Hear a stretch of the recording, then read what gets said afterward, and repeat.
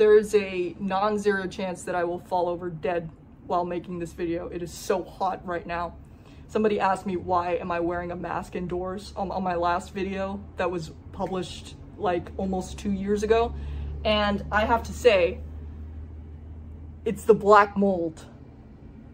It follows me everywhere. It trails me like a shadow. I think that comment was deleted. But anyway, I might be a little bit less coherent this video just because of how hot it is. Why am I... Right now, I am a rising senior, so I'll be a rising fourth year at UCSD. When I made that video, I was still a freshman. I was still a first year. So I didn't know anything. I just wanted to provide an update because so much has happened since I made that video. So many different things. It's gonna be a speed run. It's gonna be fast because I just want to get this video out. I just want to upload something, okay? I am so behind on my upload schedule of 1 video a year, bro. I'm so behind and I need to meet this quota. One of the best things that I did in my second year that was super important and very, very fun and a very good experience career-wise was ERSP. Now, if you are currently an incoming freshman, or if you anticipate on transferring to UCSD like this year, listen up because you want to apply for this. This is a CS-ish program that tries to get you into a CS research lab as a sophomore or as someone who just transferred in, or like a first year transfer, I guess. So ERSP is called the Early Research Scholars Program. What they do is they basically put you in a research lab at UCSD. There are a bunch of professors that volunteer for this. So you're just put in a lab and you get to do research with them for like 2 quarters. Good for your resume, it gives you a project, it gives you real world access to professors and labs and research. If you're lucky, you can publish a paper with this program. If you're an incoming freshman, the deadline for this is in April. Incoming transfers should submit their applications now because I think the date is like July. It's like mid-July. Go to the website. It's all there. All the information is there. I just wanted to let you know this is one of the big things that I did during my second year. And, you know, research is just great. Research is great to do and to try. If you're thinking about going to grad school, it's especially important because a lot of what differentiates you from other grad school candidates is your research experience. Even if you're gonna go hard into industry or you don't really have that much interest in grad school like me, experiencing it is one way to figure out what you want to do with your life. If I had to describe the late spring of my second year in one word, it would be housing. I did not have guaranteed housing for my 3rd year of college. I do not know how UCSD does it now, but I had on-campus housing for my 2nd year, which is where I met my current roommate. But we did not have a guarantee for housing in our 3rd year, so we just decided we had to find an apartment. I spent maybe a month, maybe like around April of my 2nd year, just calling apartments, going on tours, asking if anything was open, when things would be open. The problem is if you wait too long to start looking for housing, there is a chance that you won't find housing before school starts, which is a huge bad thing. But if you start too early, the lease start dates are going to be earlier, obviously. So I was looking at June start dates for leases, and UCSD ends its quarters at June. And I wasn't planning on being in San Diego over the summer because I was going to study abroad, which is my next topic. Don't worry. So that was a big headache. When I was looking in April, because I did not want to have to continue to look for housing during the summer, all the lease start dates were in June. This was something where I just had to suck it up and decide to start the lease in June and maybe try to find a subletter. But, you know, that is probably something you'll have to go through if you're looking for leases. There was also the fact that I was looking for a 1-bedroom, 1-bath with my roommate. We weren't really looking to live with anyone else. It's a lot more expensive to split an apartment with one person rather than more people. Overall, it was a huge pain in the ass, but we eventually did get an apartment that we're both happy with. The current price, the current rent for this apartment is about the same as it used to be at UCSD, which is not great, but it's not that bad. It could be worse. And one of the things that we prioritized in our apartment was that it would be extremely easy access to the bus. And which is great because our apartment is literally right in front of the bus stop and it takes, you know, maybe 10 to 15 minutes to get to school, which is great because I do not want to be driving to school every day with the parking situation. Most people find something, right, like that. I don't think I've ever, I don't know any people who were not able to find housing and just, you know, had to like fend for themselves on the streets or whatever. Chances are you will find someone or you will know someone or you will, you know, search and, you know, it'll be okay. It will be okay. But in terms of housing, because I was really paranoid of not finding housing, I started maybe a little bit earlier than April and I was looking for housing until around May when we signed our lease. Start early, but also don't start too early because then all the leases will be starting earlier unless you know that you're going to be staying in SD over the summer. Because honestly, if you're not going to be in SD over the summer, the rent over the summer, you're just going to be eating that rent. So if you prefer to just eat the rent and save yourself a headache, that's fine. Or you can try to find a subletter and, you know, so you don't eat the cost. Make sure you talk to people. Make sure you put the word out that you're looking for housing because there are always other people who are also looking for housing. It was one of the first like adult things that I just had to muscle through. It worked out in the end. We have an apartment, so it's all good. So best of luck. You may have seen on this channel, there was another video that was uploaded after my first UCSD video, and that was my short film for Triton Television, which is the film video making club on campus. Triton Television is a great resource if you are into that sort of thing. If you want to be a cinematographer, an editor, a writer, an audio person, whatever, TTV is here for you. So during the winter and spring quarters of my second year, I did the TTV internship program, which is basically, it sounds super, you know, but it's a really chill program and it teaches you a lot in a short amount of time. Basically in the winter, they give you a bunch of workshop lessons on how to do basic film stuff. You know, there were cinematography lessons, there were audio lessons, writing lessons, just how to make a film from start to finish, taught by, you know, like an upperclassman in the TTV space, and it was just super chill. And the goal for the end of the winter quarter is to make a solo short film. At the end of the quarter, we do a screening where we basically watch everybody's short films together, and it was a really great experience to get feedback, like that instant feedback from people and see people's reactions to different stuff on the films. And it was also really great to see what people are making, like what your fellow man is making. So yeah, your winter quarter, you make a solo project, and in the spring, you make a group project. So basically you sign up to be a certain role. If you want to be a writer, if you want to be a director, if you want to be a cinematographer, etc., etc. You basically sign up for a role and then you are placed in a group, in a little film crew of people with different roles. And your goal is to basically just make a film together. And it's due by the end of the quarter. And that was also a really fun experience. I was an audio person. I've never done audio stuff in my life, but it was really fun to hold a boom mic and just, I don't know, have a headphones on. It was fun to like do a collaborative project with other people who also want to make something. The great thing about the TTV internship is that at the end of those 2 quarters, you get junior producer status, which means you can check out TTV equipment and check out the studio. And those are just really great resources to have. TTV taught me about the existence of the Media Lab, which is a place on campus where you can check out cameras, equipment, microphones, lighting equipment, you know, a bunch of stuff. But TTV also has some really exclusive and really good quality equipment, and you're only allowed to really check it out if you've done the internship. So basically, it just gives you a bunch of great resources. It doesn't matter if you've never made a film before, if you're only like into it conceptually or whatever. Experience level does not matter. It's just a great program. And it forced me to make something, which is great. It forced me to make a video.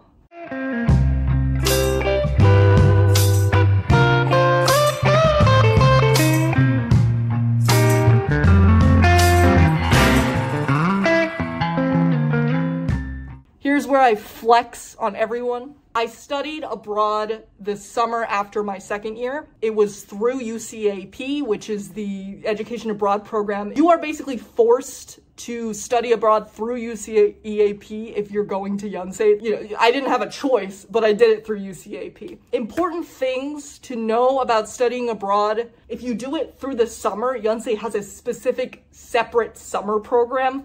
So you won't actually be attending classes with normal Yonsei students. If you want to attend normal Yonsei classes with normal Yonsei students, study abroad during the fall or the spring semesters, obviously they will eat into your time at UCSD. I think the fall semester eats up half your summer and your fall quarter, and the spring semester eats up your winter and spring quarter. As for me, I didn't really want to eat into any of my time at UCSD just because I have friends here and I didn't want to like delay my graduation too much. So I did not make that choice. But honestly, if we're talking about weather, if we're talking about events, if we're talking about getting the most out of the Yonsei study abroad experience, I would say if you can, I would actually recommend that you study abroad in the spring semester, because even if it takes up your winter and spring quarter, the spring is when all the festivals happen. The spring is when the weather is nice. The summers in South Korea are very humid and very rainy and very hot.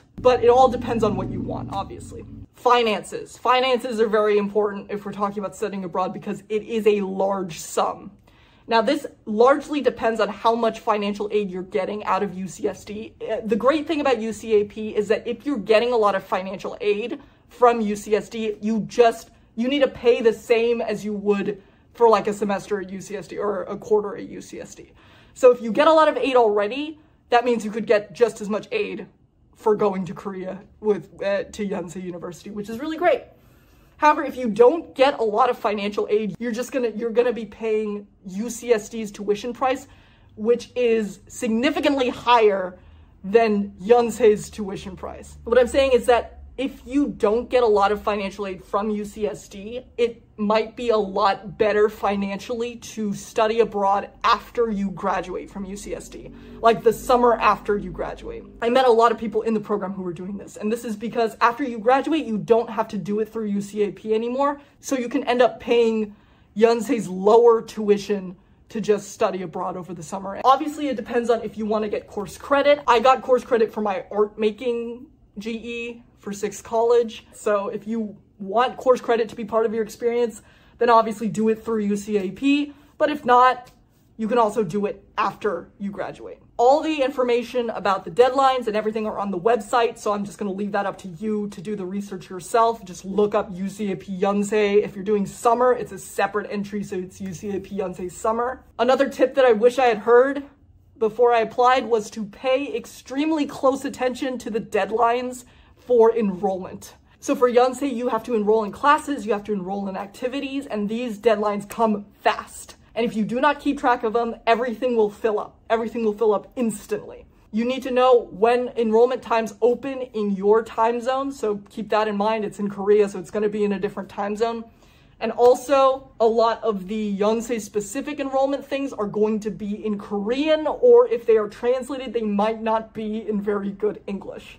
So get used to these interfaces before the enrollment time opens so that you're not panicking while you're trying to enroll for classes, because a lot of people were like, what is this?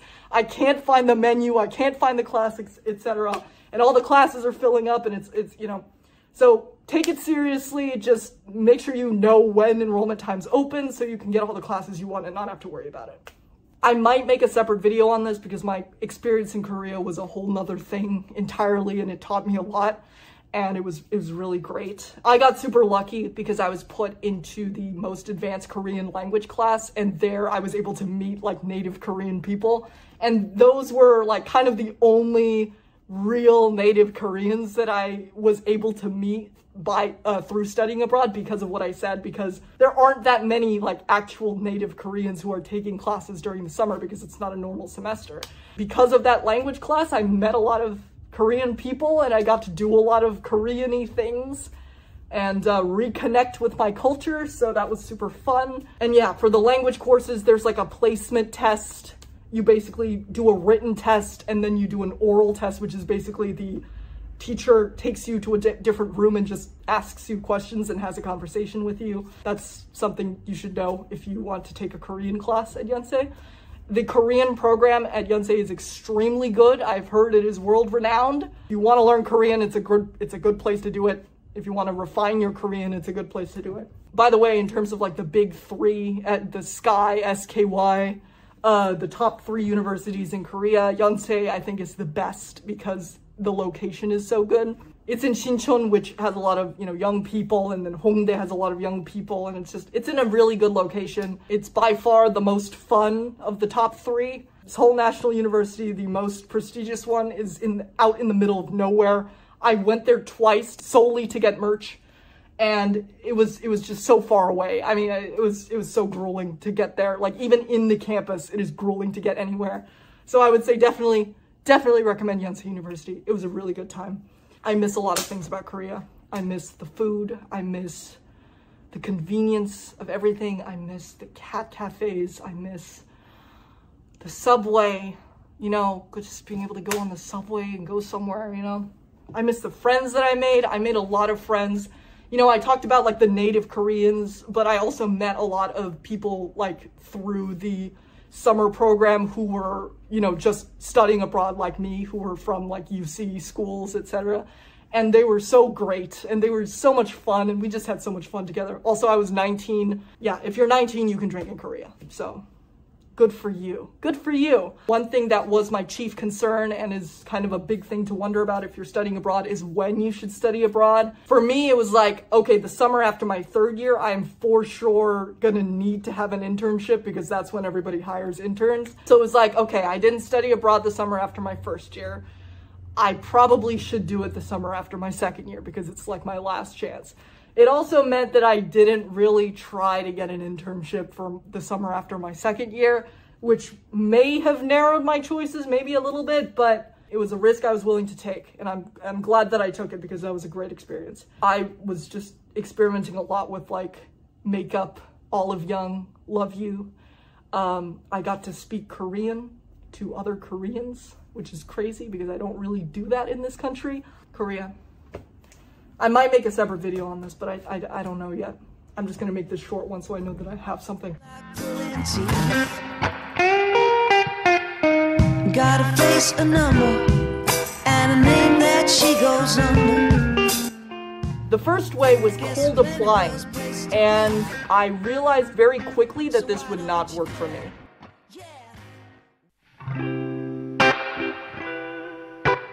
One thing that I also did in 3rd year was applied to BSMS. I am on track to graduating early after next quarter. So after fall, I decided, you know, why not apply to BSMS? Because I'm going to be for real.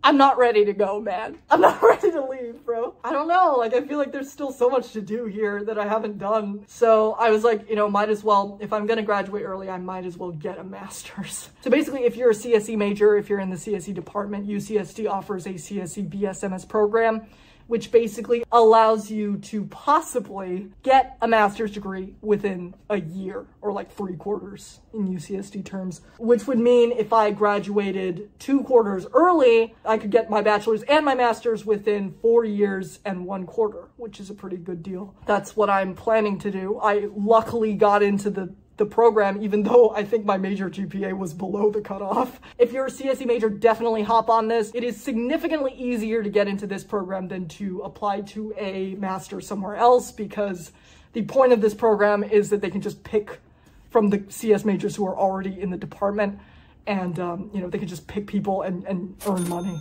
Like, it's great. It's great for them. It's a win-win. So if you want to get a master's, you know, do this. I think the deadline for, it was like around Christmas. It was like before Christmas. It was December 20th. I think the date was the exact same if I wanted to graduate after this coming winter. It was still in December 20th. Important things to know. I think they actually reduced the number of recommendations that you need. I think you don't need 3 anymore, but when I applied, it was required that you had to have 3 recommendations. I got recommendations from, I think, 2 professors and 1 like TA. But yeah, definitely think about that if you're planning on applying to BSMS. You know, like, have an idea of what people you might want to ask and maybe start fostering those connections if you haven't yet. It's a good opportunity. if you don't want to, you know, spend 2 years to get a master's or whatever. And if you want to spend more time at UCSD, our beautiful home. But yeah, that's it. Those were some of the biggest updates from the past 2 years of my time at UCSD. Has my perspective on this school changed at all? I don't know. I do feel a little bit more removed from the school just because I'm not living on campus. But yeah, I mean, a lot of events from this past year have been pretty illuminating on how much the administration at least cares for our students.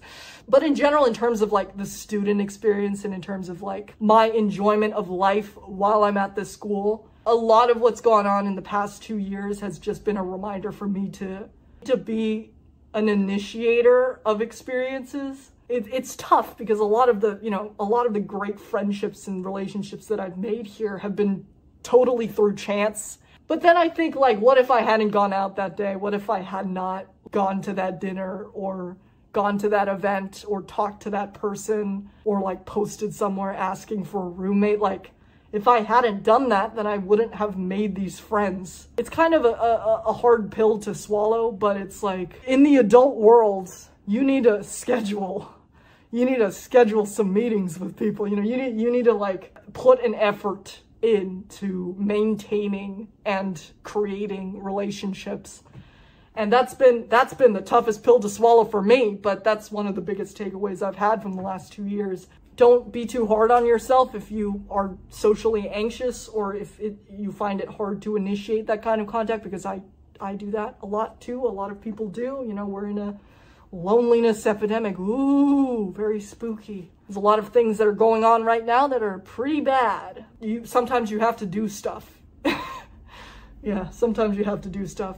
I've found in my own experience, like sometimes when you really, really, really, really want something, that's when the world will decide to give it to you. I don't know why I'm getting so like proselytized. Like that was one of the experience I had in Korea. Was like, it was my first week and it was the end of my first week and I had not made a single friend. It was the first week. So I thought like that was my one opportunity to like get out there and like make a friend group so I'm not alone this entire time being abroad.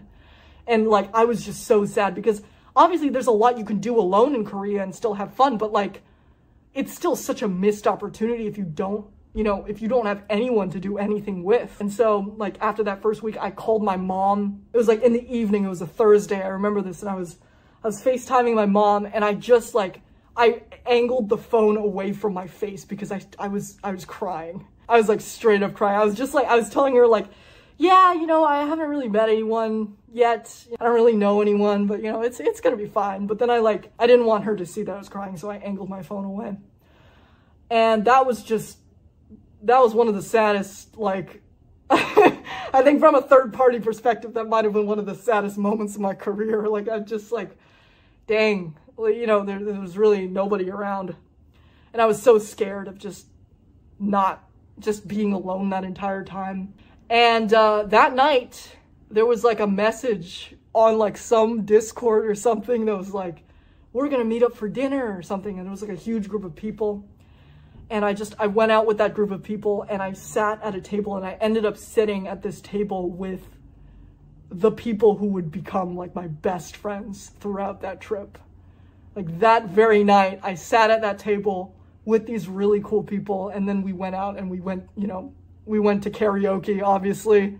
You know, we drank and we like, we sang, you know, like 2010 songs. And like, that's like one of those experiences where I'm like, yeah, sometimes there is an answer to those things that we want so much. And if we want it enough and we let ourselves move in that direction, there's a chance that we can get it. It's one of the nicest memories that I have from studying abroad. It's just having that experience of feeling so scared and alone. And then that very day, just like getting exactly what I wanted and exactly what I needed. I hope that that's like a pattern in my life. And I hope that's a pattern in yours too, or that it becomes one, because sometimes it does happen that way. that was the video. I hope you liked the video.